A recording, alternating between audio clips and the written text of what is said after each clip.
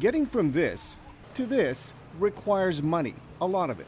But neither the World Bank nor the Asian Development Bank can fund all the projects currently on the drawing board.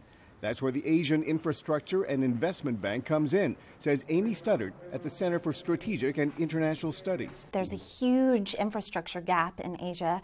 The World Bank itself estimated, I think, that it was $2.5 trillion worth of investment needs to happen in South Asia and Southeast Asia alone. Others say the failure of U.S. lawmakers to approve reforms to the IMF and World Bank that would have given emerging economies a stronger voice may have inadvertently given Beijing the opening it needed.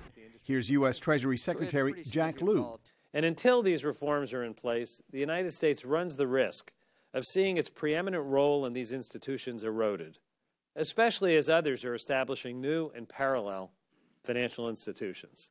Officially, the U.S. recognizes the need for institutions like AIIB, but behind closed doors, it's accused of pressuring allies to steer clear, a tactic which may have backfired. So far, 35 countries have joined, including Britain, France, and Germany.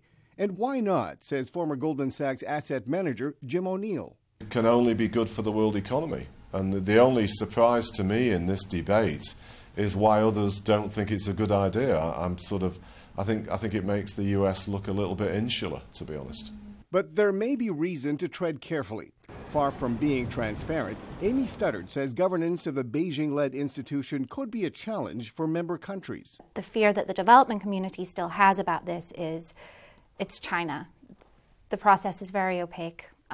It's not clear that any governance initiative or any attempt to shape governance standards in this way that allows for checks and balances will necessarily work over the longer term. The concern is that China might use the bank to serve its own geopolitical interests.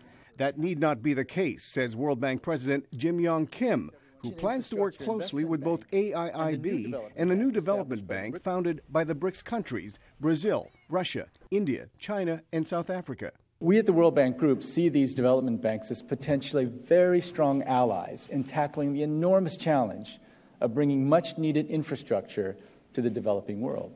Experts say non-member countries like the U.S. may be missing out on an opportunity to help shape policy at the new investment bank, which officially launches April 15.